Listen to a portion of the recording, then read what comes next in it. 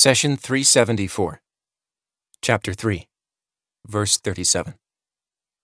فتقبلها ربها بقبول حسن وأنبتها نباتا حسنا وكفلها زكريا كلما دخل عليها زكريا المحراب وجد عندها رزقا قال يا مريم أنى لك هذا قالت هو من عند الله إن الله يرزق من يشاء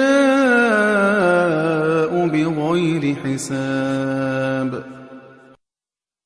Her Lord graciously accepted her and made her grow in goodness, and entrusted her to the care of Zachariah. Whenever Zachariah went in to see her in her sanctuary, he found her supplied with provisions. He said, "Mary, how is it you have these provisions?" And she said, "They are from God. God provides limitlessly for whomever He will." Chapter 3, Verse 37. In verse 35, we explain the meaning of good acceptance and upbringing. Let's begin with the phrase, "and entrusted her to the care of Zachariah." Take note that Allah accepted Mary, blessed her nurture, and when it came to her care, He chose Zachariah. In other words, the matter of how Prophet Zachariah came to care for Mary was through divine guidance. The story started when the village elders gathered to discuss who would be in charge of caring for Mary. Each member was eager to take on the honor. The discussions went on without agreement, tempers flared, and the leaders feared chaos, so they resorted to drawing lots. People often resort to chance when they differ in opinion and fear that making a decision would result in conflict and hurt feelings. By doing so, they completely remove personal desires and undue influence and leave the final decision to God. God says, "This is an account of things beyond your knowledge that we now reveal to you. You were not present among them when they cast lots to see which of them should care for Mary. You were not present with them when they argued." Chapter 3, Verse 44. Prophet Zachariah was married to Esha, the sister of Mary's mother, Hannah. Being the husband of her maternal aunt put Zachariah in an excellent position to care for Mary. It is said that the lots were the pens used to write down the Torah. The elders threw them in the sea, then watched whose pen floated to the top and whose pen sunk. Mary would be entrusted to the person whose pen drowned. By abandoning desires and turning to something over which there is no control, such as drawing lots, there is no room for anger and resentment. Had someone taken on Mary's responsibility by force or coercion, he would have left the others with bitter feelings. Drawing lots is an acceptable option in matters when good decision-making is not possible. We find another example of this when Prophet Jonah and his companions faced an impossible situation. They were on a ship that was taking on water and about to sink. It was necessary to lighten the ship's load, not only of cargo but also of people. A few passengers had to go overboard to save the rest. The only way such a tough decision could be acceptable was by drawing lots. Otherwise, there would have been a brawl, and the weak and the old would have been thrown overboard. Lots protected people from the injustice of each other. It was destined for Jonah, peace be upon him, to jump into the sea and be swallowed by a whale. He accepted God's choice. In fact, his praise of God was his salvation. God says, "Jonah too was one of the messengers. He fled to the overloaded ship. Then he drew lots with them, and he was one of those who lost, and a whale swallowed him, for he had committed blameworthy acts.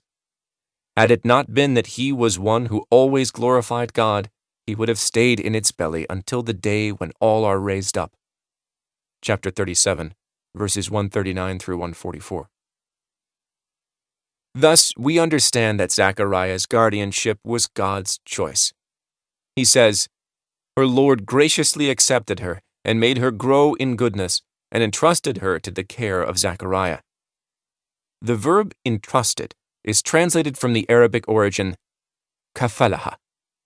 The word kafil in general terms means the guarantor, that is, the person who promises to pay the debt in case the borrower defaults on the loan obligation. Similarly, Prophet Zechariah was ultimately responsible for Mary's care and the fulfillment of her needs. The verse continues, "Whenever Zechariah went in to see her in her sanctuary, he found her supplied with provisions." Prophet Zechariah used to bring Mary her daily food and drinks as she secluded herself for worship. On multiple occasions, he was surprised to find food he did not bring or had seen before in the market. Naturally, he questioned Mary, the sainted worshipper who had never departed her chamber. "Mary, how is it you have these provisions?" Zechariah teaches us two important lessons. First, as you will see later from Virgin Mary's answer, God can overrule the laws of cause and effect and provide from nothing. Second, we learn to be watchful over our loved ones and be proactive when we see signs of possible corruption. You should always be curious when you see suspicious matters of unexplained wealth. Simply stop and kindly ask, "Where did you get this from?" For example, a wife can usually tell when her husband spends more than his salary or when her daughter wears something that exceeds her income. If she questions her family about how they obtain these goods, there will be little room for corruption.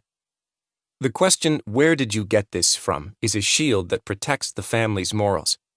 Corruption spreads when we turn a blind eye to illegal acts and unlawful wealth. While having no doubt about Mary's piety, Prophet Zechariah still exercised vigilance and asked, "Mary, how is it you have these provisions?" She replied, "They are from God. God provides limitlessly for whoever He will."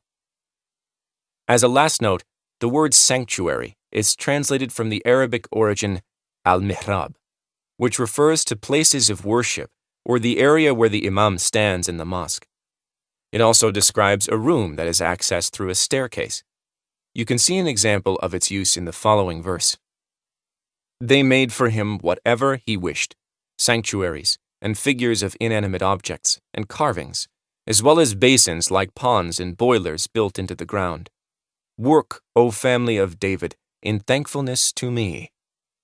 Few are genuinely thankful among my servants. Chapter 34, verse 13.